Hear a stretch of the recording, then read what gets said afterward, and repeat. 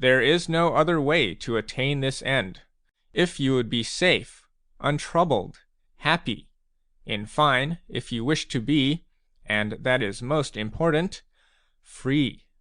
Folly is low, abject, mean, slavish, and exposed to many of the cruelest passions. These passions, which are heavy taskmasters, sometimes ruling by turns and sometimes together, can be banished from you by wisdom, which is the only real freedom. And what is freedom, you ask? It means not being a slave to any circumstance, to any constraint, to any chance. The archer ought not to hit the mark only sometimes. He ought to miss it only sometimes. That which takes effect by chance is not an art. Now, wisdom is an art. It should have a definite aim, choosing only those who will make progress, but withdrawing from those whom it has come to regard as hopeless, yet not abandoning them too soon, and just when the case is becoming hopeless, trying drastic remedies. Respect means love, and love and fear cannot be mingled. When a soul rises superior to other souls, when it is under control, when it passes through every experience as if it were of small account, when it smiles at our fears and at our prayers, it is stirred by a force from heaven.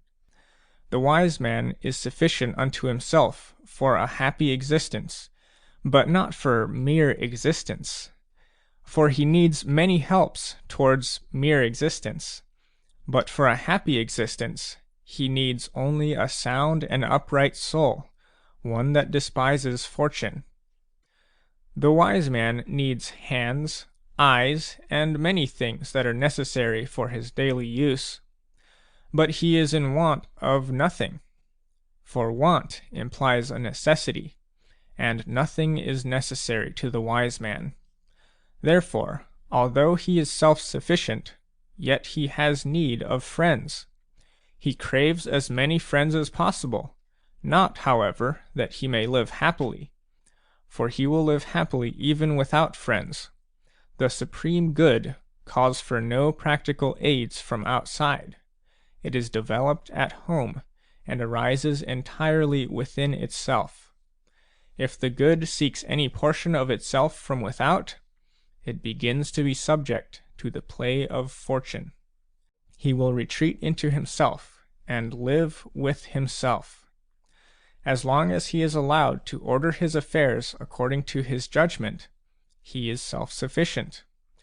And marries a wife, he is self-sufficient. And brings up children, he is self-sufficient. And yet could not live if he had to live without the society of man. Natural promptings, and not his own selfish needs, draw him into friendships. For just as other things have for us an inherent attractiveness, so has friendship. As we hate solitude and crave society, as nature draws men to each other, so in this matter also there is an attraction which makes us desirous of friendship. Nevertheless, though the sage may love his friends dearly, often comparing them with himself and putting them ahead of himself, yet all the good will be limited to his own being. My goods are with me. In other words, he deemed nothing that might be taken from him to be a good. It matters not what one says, but what one feels. Also, not how one feels on one particular day, but how one feels at all times. Only the wise man is pleased with his own. Folly is ever troubled with weariness of itself.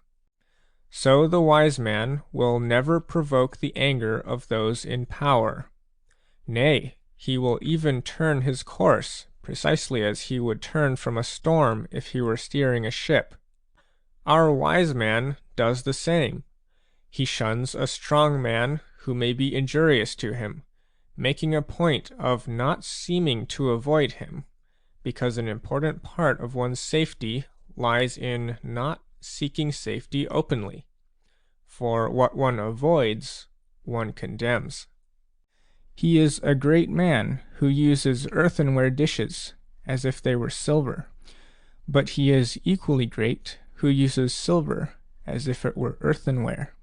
Let us possess nothing that can be snatched from us to the great profit of a plotting foe.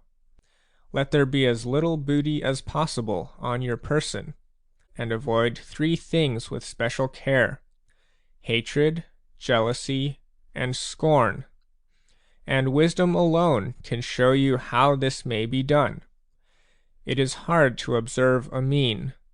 We must be chary of letting the fear of jealousy lead us into becoming objects of scorn, lest, when we choose not to stamp others down, we let them think that they can stamp us down.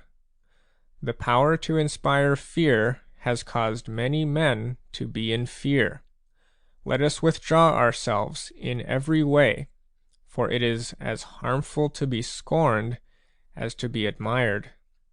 The wise man will not upset the customs of the people, nor will he invite the attention of the populace by any novel ways of living. Inwardly, we ought to be different in all respects, but our exterior should conform to society. It shows greater self-control to refuse to withdraw oneself and to do what the crowd does, but in a different way, thus neither making oneself conspicuous nor becoming one of the crowd. For one may keep holiday without extravagance. We part company with our promise if we are unlike other men, fellow-feeling with all men, sympathy and sociability. And the wise man does nothing unwillingly. He escapes necessity because he wills to do what necessity is about to force upon him.